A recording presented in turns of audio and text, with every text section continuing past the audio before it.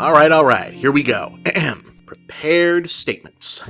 So, In Bob We Trust is a brand new show where we'll discuss cool, interesting stuff in pop culture. Movies, music, comics, games. Well, actually, games are kind of on the other show, but cartoons, toys, issues, maybe, social things, politics, not so much, I guess, anime, maybe. Anyway, In Bob We Trust is a brand new original series. New graphics, new scripts, new music, all new. And it's not intended to be, or regarded to be intended, as having any connection to any previously produced series. Again, In Bob We Trust is a wholly original production, and should absolutely not be inferred to be the continuation, sequel, or successor to any earlier production in any tangible or legally actionable way. Completely new show.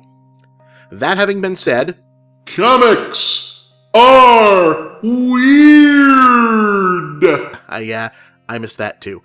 So, did you see Avengers Age of Ultron? The box office says you probably did, and, well, look, I'm about to spoil some parts of it, so consider yourselves warned. Not like ending or Marvel continuity spoilers or anything like that, but stuff, yeah. Mostly about Black Widow because people are really pissed off about her right now. In fact, so many people are pissed off that when Joss Whedon deleted his Twitter account a few days back, people just kind of assumed that he'd gotten chased away by the anger of the feminists, which, according to the internet at least, I believe is some kind of invading extraterrestrial army. Anyway, it got around so quickly that Whedon had to jump back and tell everybody that no, that's not what happened, he's just done tweeting for a while, so stop being stupid. Which, you know, good for him, but kind of sucks because he did it on BuzzFeed, so now we're in one of those weird periods where we have to take BuzzFeed kind of seriously for a while.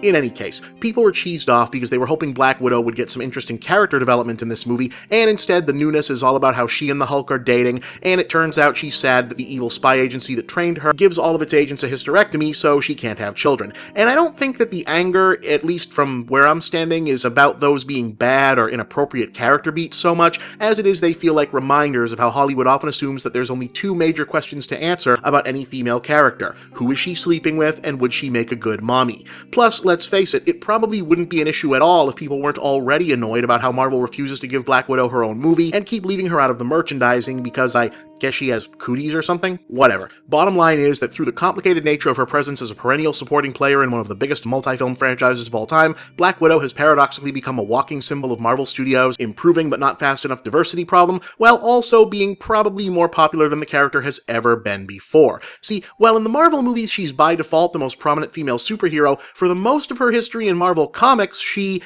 wasn't exactly. In the Marvel Comics universe, Black Widow started out as a villain back when it was really novel to drop James Bond-style Soviet spies into comics. She eventually became an anti-hero, then a good guy, an Avenger, a S.H.I.E.L.D. agent, Daredevil's partner, and pretty much whatever else they could think to do with her over the years, which also involved multiple retcons of her backstory, including brainwashing and anti-aging science magic in order to let her still be a relatively young-looking woman who still somehow served during the time of the Soviet Union. She was never exactly super popular, not really standing out from other mid-tier Marvel femme fatales like Silver Sable, Domino, the various women of the Serpent Society, you get the picture. So when she showed up in Iron Man 2 as opposed to anyone else, it made sense, sort of, because she'd first appeared in an Iron Man comic. And when she came back for the Avengers, that also made sense because she didn't need much introduction, and having the team be at least nominally gender integrated is necessary in the 21st century. And unfortunately for Marvel, most of their popular, well-known female heroes were from franchises owned by other movie studios still. Having her back for Captain America the Winter Soldier, well, that also made sense. Audiences clearly liked her, and Captain America tends to be more interesting when playing off other characters because his whole thing is that he's this upright, upstanding, what you see is what you get guy who can't change or grow much since he was already the all-American superhero ideal before he even got his powers. But a funny thing happened on the way to Avengers 2.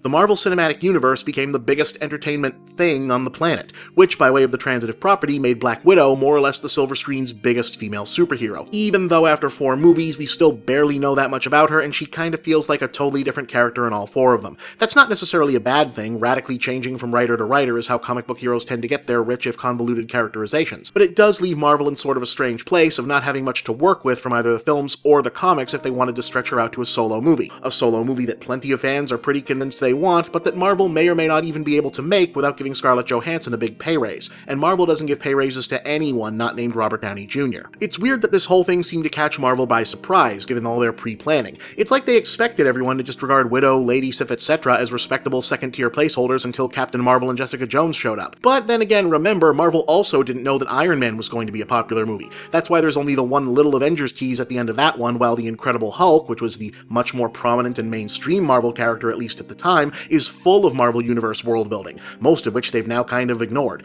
Instead, Widow wound up being so popular that their take-your-pick unwillingness or inability to feature her prominently has made her into a giant walking symbol of the weird gender imbalance in genre entertainment and their own specific issues in that very area.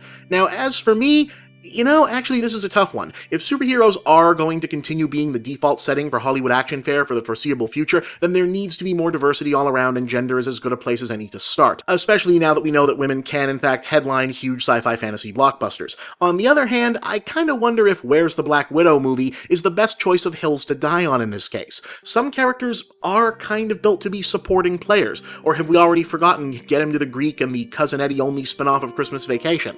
Which is a trick question, of course you forgot those movies. Not trying to start shit here, folks, just putting it out there. Maybe fixating on the lack of a Black Widow movie is effort that could be expended better asking why Ms. Marvel, White Tiger, Squirrel Girl, Tigra, Spider-Woman, or She-Hulk are still waiting on even a guest spot, but fucking Ant-Man gets his own whole movie. Or why there actually already is a corner of the Marvel Cinematic Universe that's practically bursting at the seams with strong female characters. Agents of S.H.I.E.L.D. and its prequel Agent Carter, that have thus far been largely forbidden from getting too close to the movies for some reason. Or, failing that, I guess you could just keep waiting for that Wonder Woman movie. I mean, the DC film slate still looks pretty promising, right? Right?